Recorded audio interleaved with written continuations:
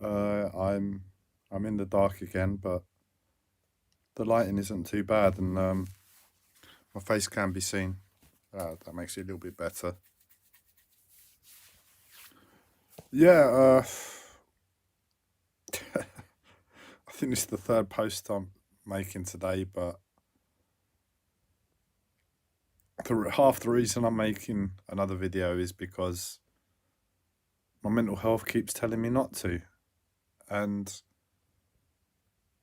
for everything that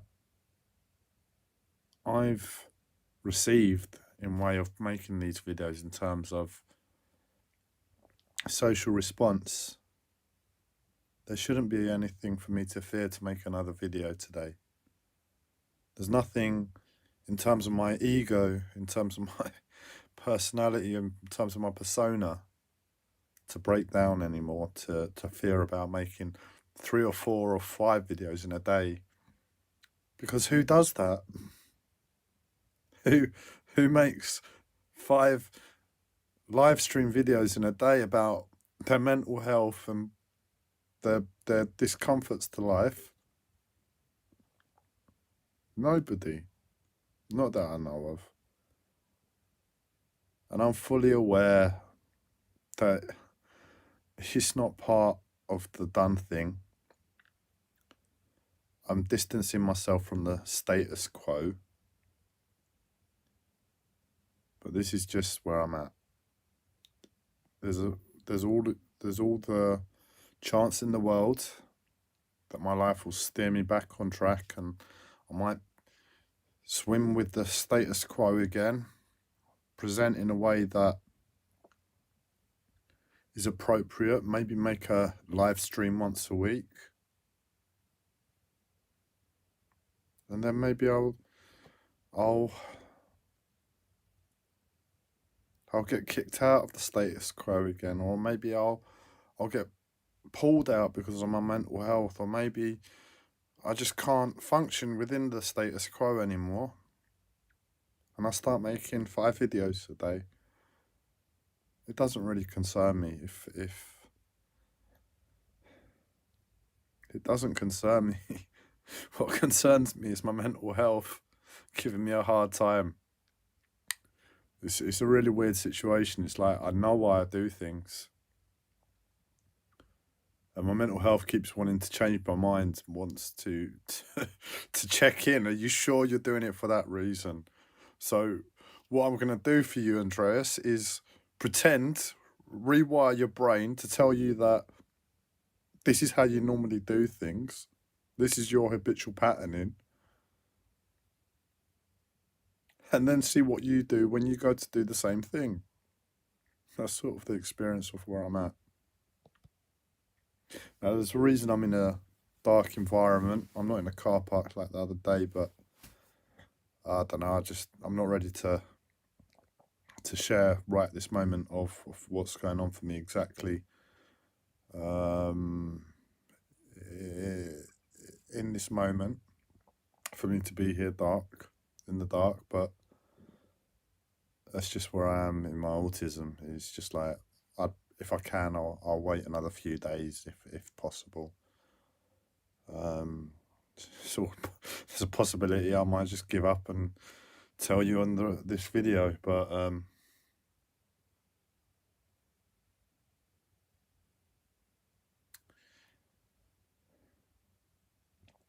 essentially what I'm experiencing is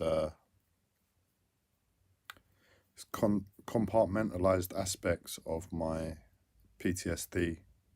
I've got like PTSD symptoms, post-traumatic stress disorder. I've had it for ages. The irony is I think I get it after I go to hospital each time, because I have to take the medication, and that's the most traumatic thing for me. Or I think what's more possible is that PTSD is a way of bottling up and compartmentalizing difficult times of our past, and that's why veterans from war will experience PTSD, they compartmentalize it, they come back to normal everyday life, and they get on with normal everyday life. And then the PTSD appears from time to time, and they have to deal with that aspect which is bottled up. And I think that's all that happens really with the hospitalization and the medication on each time I experience it. It's like the past that was traumatic, that got me to that point, gets severed, and my brain focuses on the present, my brain focuses on the future, and all the trauma of that recent past gets left for me to deal with in a new way. And I'm experiencing that again, and if anything, the way it's happening this time is far more manageable. The thing that's disconcerting is that I've become more aware of my vision, become more aware of my vision to my mentality, my vision to my emotions, my vision to the PTSD, and the difference in where I'm at now to the PTSD, and what that means in terms of what's real and what's not. I know that's a bit confusing to take on board, but essentially I've got schizophrenia, which means I've got a chopped up, shattered personality. Now for me, just my approach to life, I don't really see it because of my approach. I think it's more the spiritual aspect. The removal of the ego is an active thing that I apply. So to be told I have a smashed personality, it's almost like it doesn't really mean a thing, because I don't give the personality any worth. And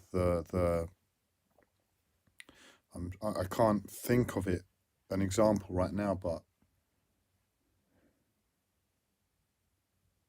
I'm sure going from one personality segment to another, it's like nothing for me in the conflicts that they show due to their separation or their brokenness, because of the way my mindset is towards life. That's what makes sense to me. But looking at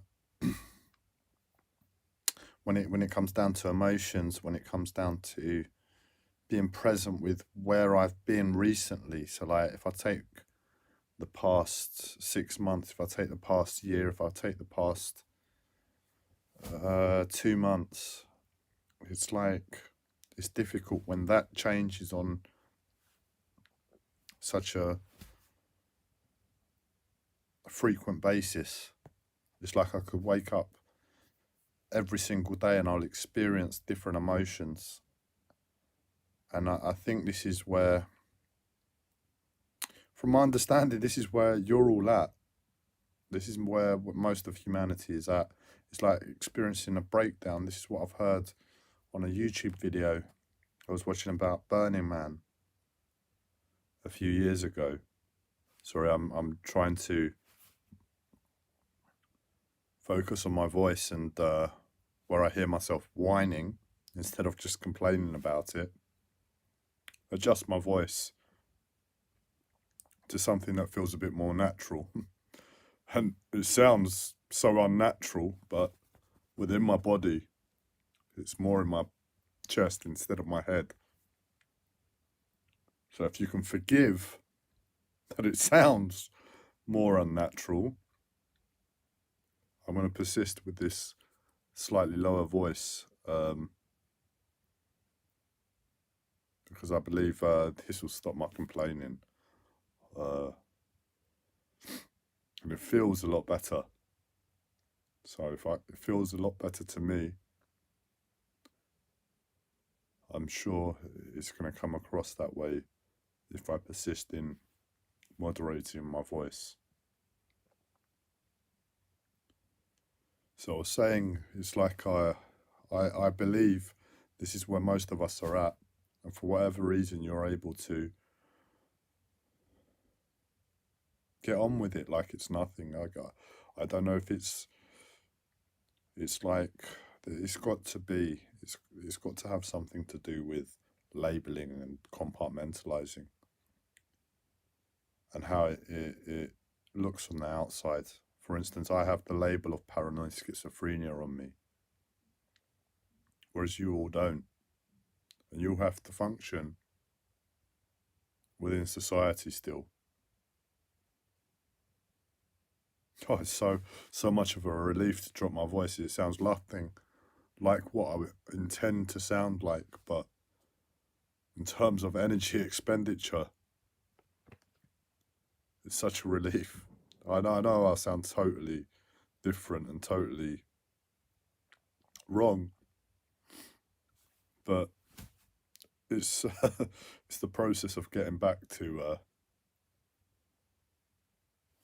rearranging my vocal cords, I suppose, from the whininess that keeps me talking and talking and talking very, very easily, and I don't need to think, I don't need to stop.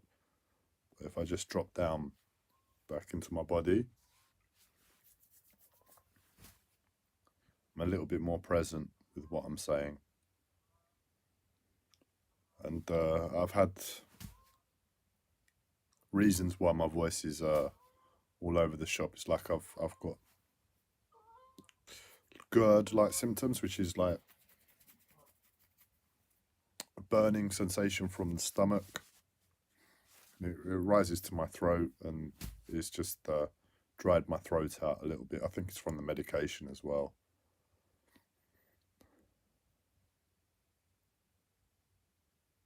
But yeah, I, as I understand it, my perception of the world, my understanding of the world, is that you all are experiencing this change, this constant midlife crisis on a daily basis. You're able to function. And for whatever reason, maybe it's just like I have the label on me. So I have to look at it. I have to be aware of it on a different level to you all. And being aware of it on this level and dealing with my problems the way I deal with problems, I'm very... I've got a problem, I look at the problem, and only when I can't really figure out another way will I distract myself with something else. This is where I've come to. So if I've got a problem of a daily midlife crisis, I will look at that daily midlife crisis and I will try and figure out a solution to it. And then only once I've really exhausted possibilities will I sort of give up on that approach. But I have no confirmation of this. As much as I know it, I know it, but because it's blurry to the extent what you're all experiencing, to the extent of what I'm experiencing, to, for instance, it really does bug me. I don't know how much it encompasses all of society and how much of society is still free from this. And these questions really do eat away at me. But what I was trying to say is, with PTSD, is I experience it, and it's easier now at present than it has been in the past. I don't think the recent past has been traumatic. I mean, I've I don't hesitate to say I've been in my own personal hell. But it was a very coordinated experience, I feel, by spiritual, I don't want to say spiritual forces, it just sounds wrong, but by spiritual guidance. And it coordinated the experience for me. And where it was like I was in hell, if anyone's ever going to go to hell as an experience, it was like I acknowledge it was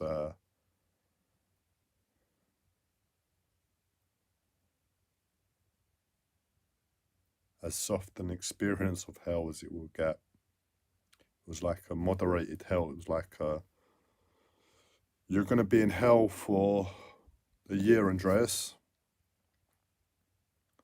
And the best way to do it is to step the process down very, very slowly. So you're like constantly in hell. You can't get your head above that. But you're not fully in it from the beginning. You're only like just within the experience. So you can see the other side. You're almost living in both sides as a result of normal life and living in hell. And when you get back to normal life, we'll just plunge you into the next level, just ever so slightly to keep you there. And that's what it was like for about a year. And just as an experience on my nervous system, I know I'm almost certain it was more I can't believe I'm saying it's more harmonizing an experience of hell. But that's essentially what I'm saying than what I've been through before.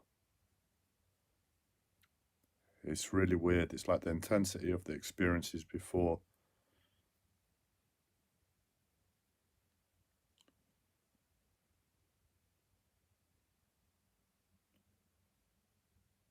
The experiences of the intensity of the experiences before were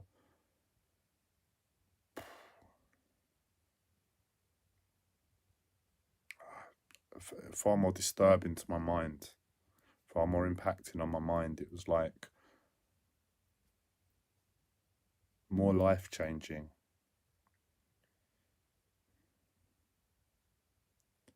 And I think each time that's what I'm being asked to experience. It's like, right, Andreas, the world is going to change for you on the outside. To do that, you need to be a certain mentality. And it looks a bit like hell to keep you there, pure survival,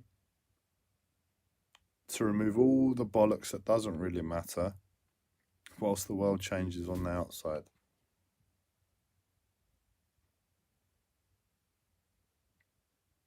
And it is the changes that have happened in the past year have been phenomenal. The way that my mind has been opened up to society and the world and perceiving reality is just phenomenal. It was like what I experienced before was the first breaking. And the first breaking is always going to be the hardest. And now what was able to be achieved when I'm in that same place is far greater. And I guess as the experience from the outside changing eases, I was going to say I hope the internal struggle that I have to be placed into stops, but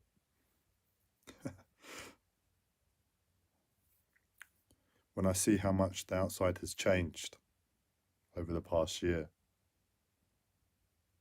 it's exponent. I can't pronounce it. You know what word I'm trying to say? Exponential.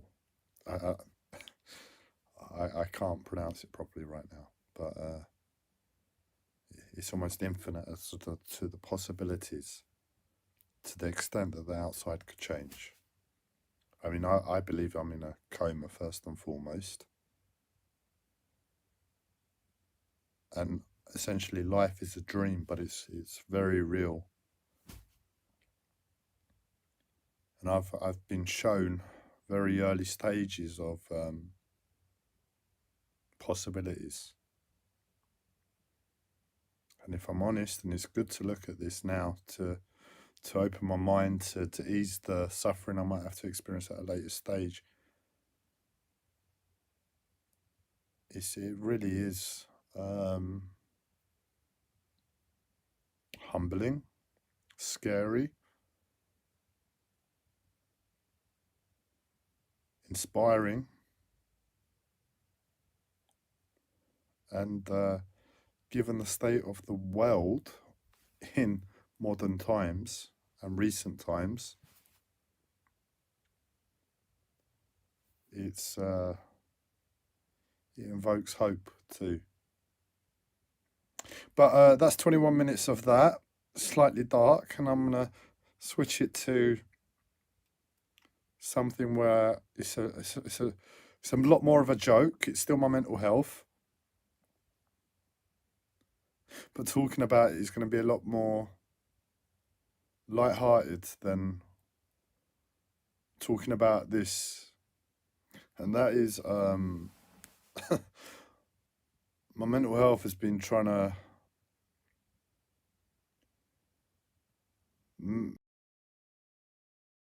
from my sexuality with the recent challenges, and I've become detached from the concept of relationships and all of that. Essentially, I'm practical about it. If my life is remotely in a place where I can think about that, then I'll think about it. But if it's in a place where it's like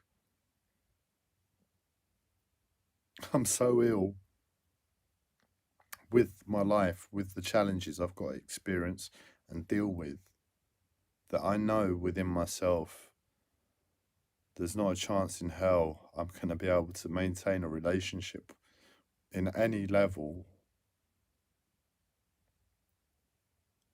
without being like a child to this person. And for me, that's not possible. It's just like, well, what's the point of thinking about it? Just put it in the cupboard. Be patient when life comes around again, if it comes around again, that things ease, then I'll consider it again. I'll open the door on that aspect again. But life has been pushing me to an unfair balance, and I just have to accept it. I told you before, I've had two fictitious girlfriends within the construct of what my mental health has forced upon me. It's like the amount of energy that my mental health it's not even makes me think about. It's like it puts into my mind, like, imagine a person, you walk down the street and you know this person, you've seen them like 4 or 5 times, and then your mental health, it feels like a separate person to you. That's my experience of it. And this separate person from you is able to take thoughts and force them on you. And my mental health has basically forced on me relentlessness ideas about two said individuals now, to the extent whereby I can't fight it anymore. It's like, God, we're thinking about that again. All right, let's whatever. What do you want to tell me today? Okay, that I love this person. That there's a future for us. And I'm like, okay, I humor it. But in that interaction, if you see everything that I've humored, it's like I've had a relationship with somebody. I mean, and my mental health isn't afraid to invoke feelings, and when I'm weak, the thoughts invoke feelings, and it's like, oh, there's love there. Okay. So there's been two individuals now, and I can almost justifying a reality where that's going to happen. I mean, anything is possible. But given what I know of life, given my life, given the challenges I see in front of me, even if a relationship were to happen, it's not going to be a relationship. It's just going to be like, oh, okay, I had an interaction with that person. It lasted, and that was it. And my mind doesn't. What's the point of thinking about that? What's the point of living for that? when I when I have the concerns of life in front of me first, it's like, if that happens, it happens. But I think it's more likely that I'm gonna have my third fictitious girlfriend. So I'm on a roll. I'm doing better. I'm not asking for sympathy here, but the irony is, I would have had more fictitious girlfriends than I would have had real. And like the chip on my tooth, it's definitely a kick in the teeth, but ultimately, the circumstance of my life hasn't permitted that. During my prime, I had very demanding, one I've only recently accepted to become at peace with myself with. So how am I really going to have a relationship with anybody during that time if I'm not at peace with myself?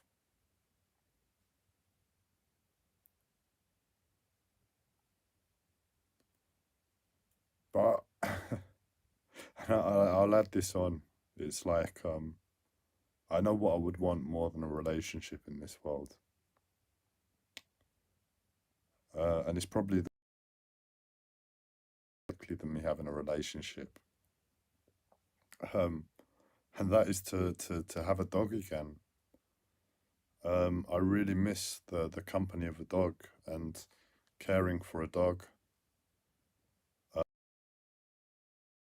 I know within myself, due to my mental health, I'm unable to monitor my own condition enough to, one, take it for walks on a daily basis if I need to, because if my mental health gets to me, my mental health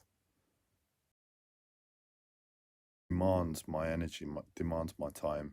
And like I've seen so many times, I could be in lockdown to my mental health for weeks.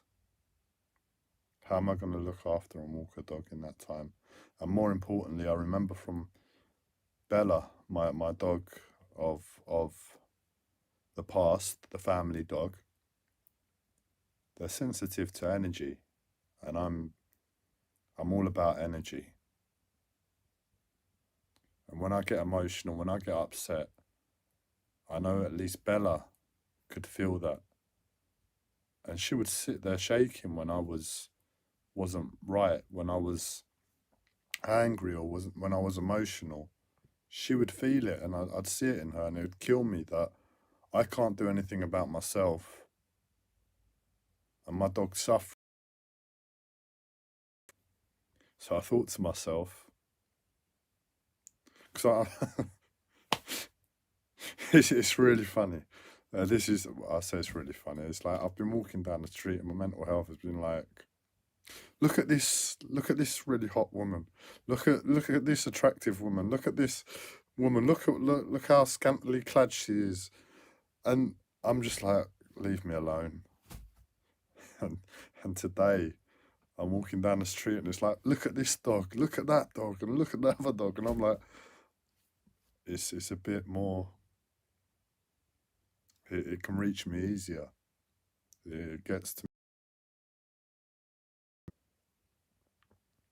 and I can't deny it. It's like I know that's what I would would love, because before I can think about a relationship with myself, to be with myself, to have a companion there in the form of an animal, a pet, a dog, would be the first step. And it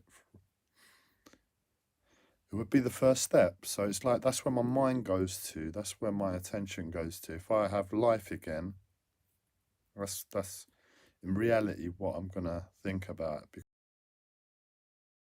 Emotional wreck, and I don't know how much stability in terms of a solid life I would need in terms of years of living a solid, stable life before I can think about entering a relationship where I would have to contemplate things like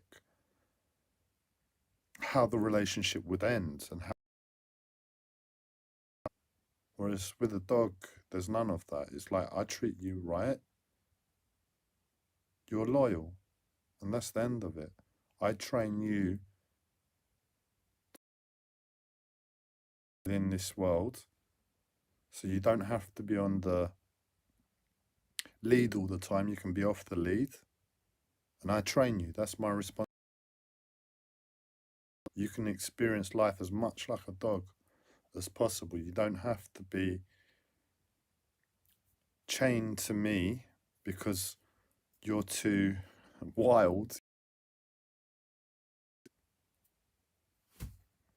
And I have to keep you on the lead. No, I want to give you freedom. I want to give you the ability to run about. So you're not so vicious. But that's this world. But anyway, these are irrelevant things. It's like,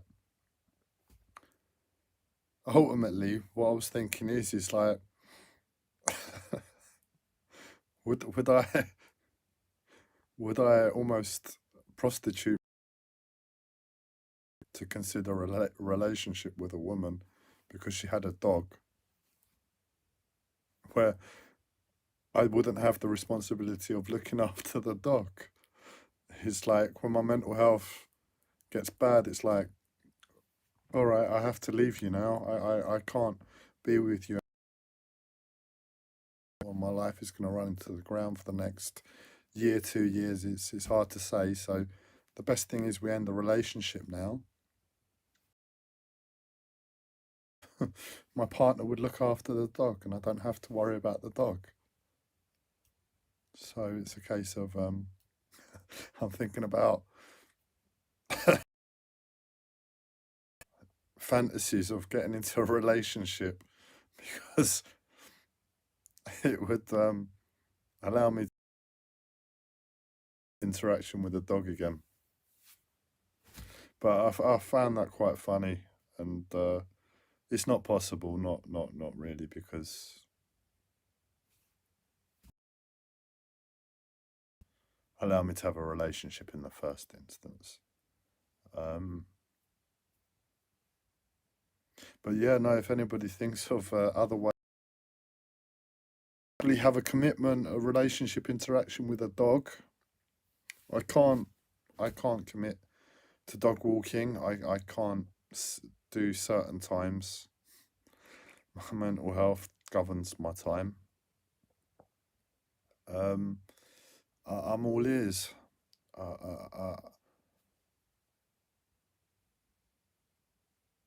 Yeah, maybe I'll have to think about trying to start a friendship. Be a bit more understanding to my mental health, and has a dog.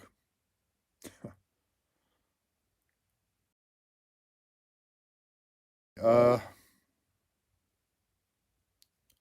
only making this live stream because my mental health told me not to. With a slightly lighter tone. It's the weekend.